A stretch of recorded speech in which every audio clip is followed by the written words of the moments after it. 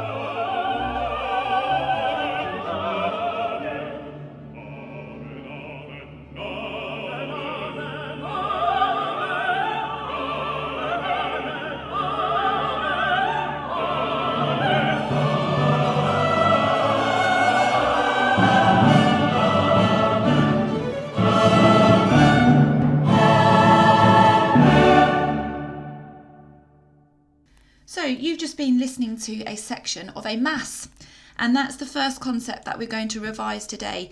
It's revision because it is a higher concept. So can you please make notes about the mass being a sacred work, sacred meaning that it's religious, and it's performed by a choir and an orchestra. So your knowledge of the choir and the soprano, alto, tenor and bass voices and instruments within the orchestra and how they interplay between each other is quite important. So mass is a sacred work for orchestra and choir. So how do you know that you are listening to a mass when you are sat in your understanding music exam listening to music? Well, you need to get good at listening out for Latin because a mass is always sung in Latin. And there are 5 parts of the mass, and each part's got its own name and character. So we start with the Kyrie, which is Lord have mercy on us. The Kyrie is quite strong yet gentle and sets the tone. Then we have the Gloria, and this is upbeat and joyful and vibrant and vivid. The Credo, which means I believe in God the Father, so very serious. The Sanctus, which means holy, holy, holy, and is usually very peaceful. And the Agnus Dei. Now this is spelled Agnus Dei, but you pronounce it Agnus Dei. So that's what your ears need to be listening out for, which translates as O Lamb of God. So could you write down the 5 parts of the Mass? Have a go at speaking them out loud. Get used to what the Latin sounds like so that you can hear it when it's sung. So we have Kyrie, Gloria, Credo, Sanctus, and Agnus Dei. So let's listen to the very beginning of the Gloria again and write down the tonality.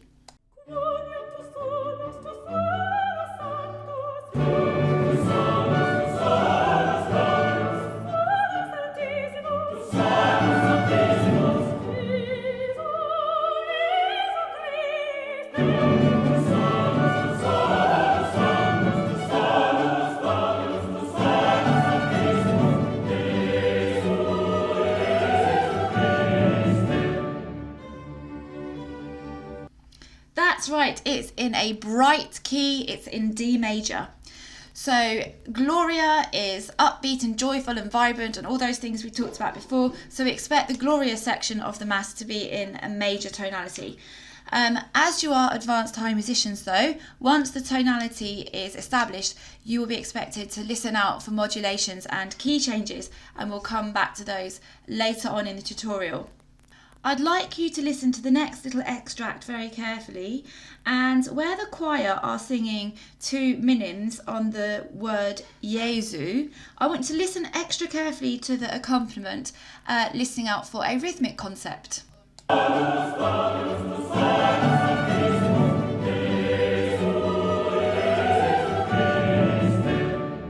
Have one more listen to that.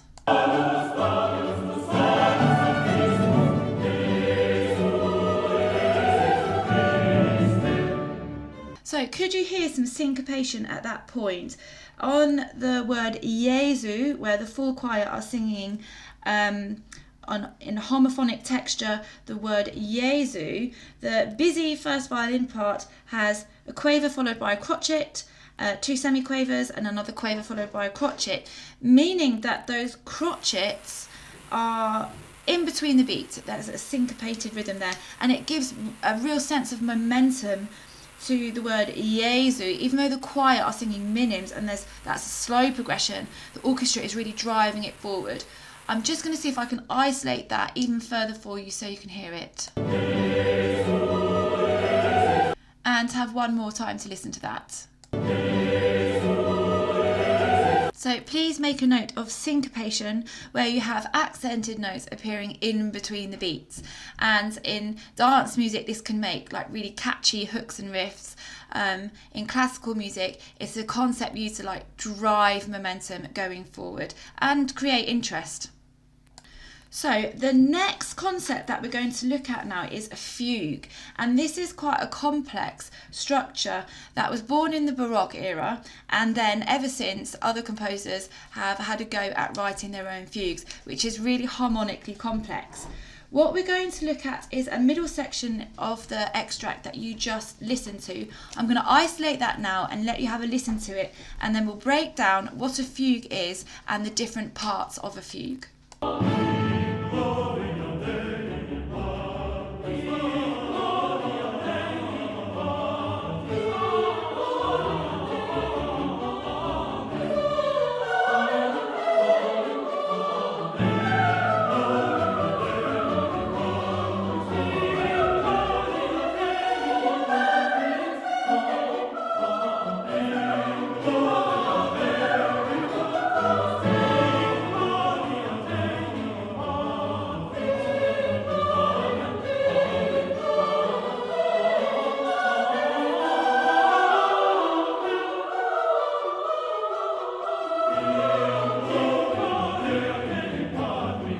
So each vocal line is singing in Gloria Dei in Patris, Amen.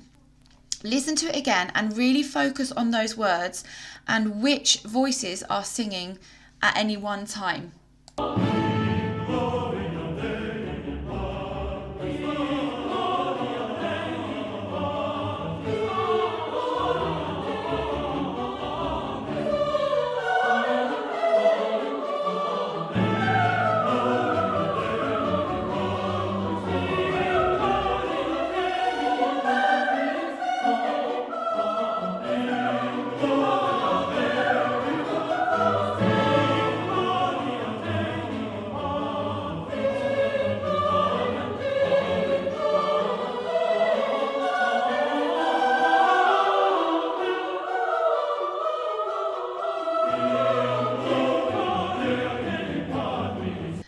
Okay, you're going to hear it again, and this time I'm going to attempt to speak over what's happening as it happens.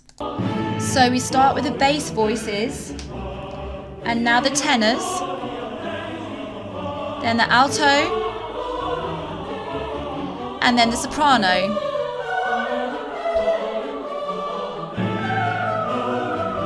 Back to the bass, and then the tenors there, sopranos,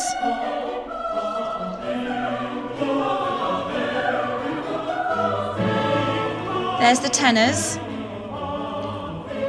altos, sopranos. So every time you heard a voice singing in Gloria Dei in Patris, in a way, this was the subject of the fugue. Okay, so the subject is like the main idea of a fugue, the first melody that you hear. A fugue is a bit like a canon. I don't know if you remember singing Faire Jacques or London's Burning when you were little. Canons are when all parts overlap and they manage to harmonically fit together as they overlap.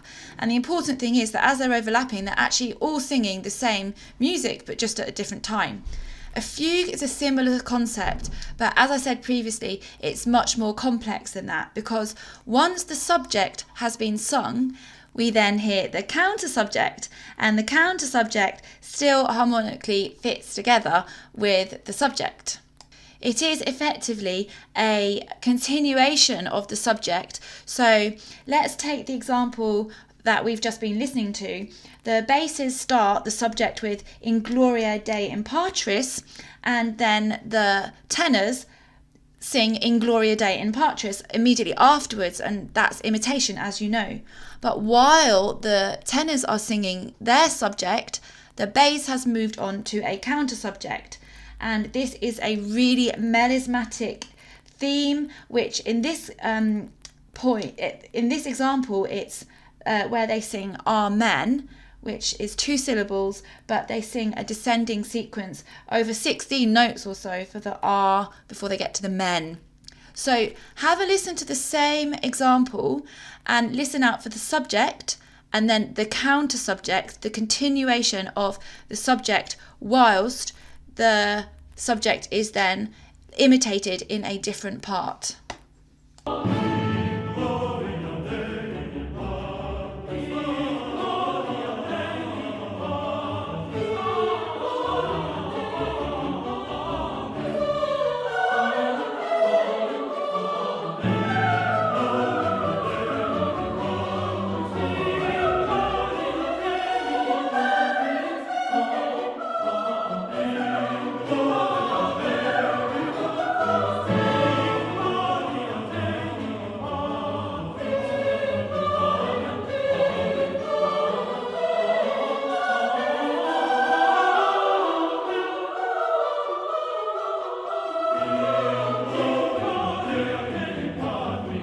And the genius of fugue is that here you've got a 4-part choir singing the subject In Gloria Dei in Patris, the counter subject Amen.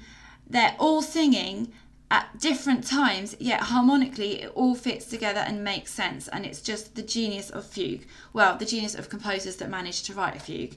So what I'd like to talk about now is actually texture. So up until now, you're used to talking about homophonic texture and polyphonic texture. I'd like to just revise with you contrapuntal texture, because fugues are what we would describe as contrapuntal texture. My music online isn't extremely helpful when it comes to giving you definitions for what counterpoint is or contrapuntal texture. It just says it's similar to polyphonic. Well, why don't they just give you polyphonic then? Polyphonic, as you know, is where there's more than one line. There's lots of lines of interesting part writing which is going on together. Contrapuntal texture literally means note against note, and you might describe music that is contrapuntal if there is, say, 2 independent melodic lines, up to, say, 4 independent melodic lines, like in this mass where you've got soprano, alto, tenor, bass. We would describe that as a contrapuntal texture. You can have contrapuntal textures in piano music between the left and right hands. So you might describe that as contrapuntal rather than polyphonic. Polyphonic really means many, many. So if you're saying maybe between 2 and 4 independent melodic lines, then we describe that as a contrapuntal texture. So that's just some revision of National 5 concept of contrapuntal. Okay, some more listening for you. Have a listen to this extract. We're going back to the beginning section of this mass, and please identify the concept that you can hear in the bass part.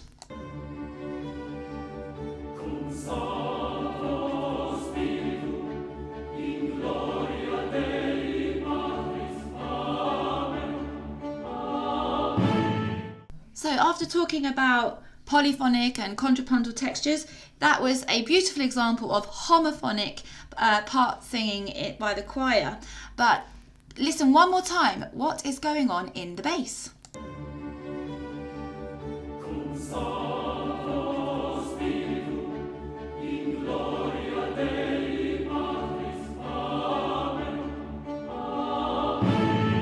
So what you could hear in the bass was a tonic pedal. Now this is revision of a National 4 concept, but it has been known to come up in advanced higher music that you need to identify a pedal. So a pedal is a continuous sound. So it's a continuous single note as opposed to a drone, which is usually in fifths or fourths. A pedal is a continuous single note. In this example, it's a tonic pedal, so it's really establishing that beautiful, bright D major tonality of the piece.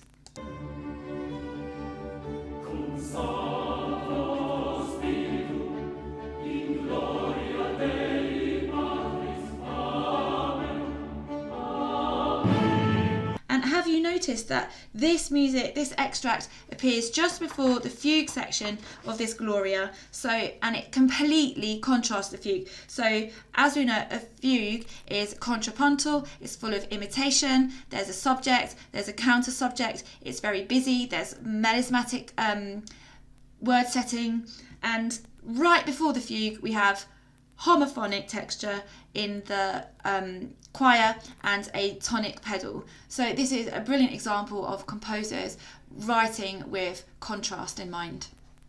Right then, back to the fugue. So just to recap, you know that a fugue is highly imitative part writing, which involves a subject and a counter subject. And cleverly they all fit together whilst all the different parts are singing at the same thing but at different times.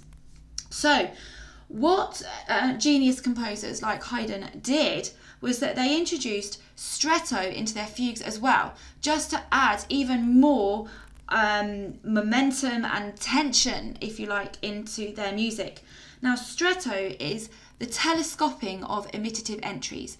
So where you might have the bass singing in Gloria Dei in Patris, and then the tenor imitating that exactly 8 beats later, stretto, if those parts are telescoped, as in they get the distance between when one sings to when another one copies gets smaller, then we call this concept stretto.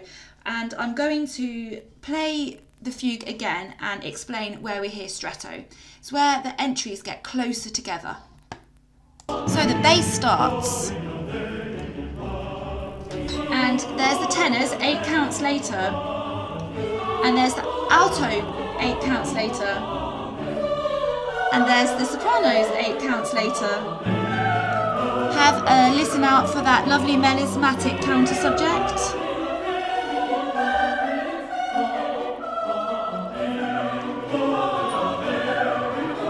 Now we've got some stretto coming up between the altos and the sopranos. There's the alto and there's the soprano. So please make a note that stretto is a concept meaning the entries getting closer together. In other words, the telescoping of imitative entries. And it's a concept which is quite often heard in fugues. So lastly, I'd like you to listen to this extract of the Haydn's Nelson Mass again and listen out for modulations, in other words, key changes. This, as we know, is in D major, but it doesn't stay in D major all the way through. It's not just chord 1 and 5. There are modulations. So have a listen and make notes of any modulations that you hear. Hint, hint, relative minor. When you finish, please take a photograph of your notes or type them up and post them to me on Teams. Thank you very much.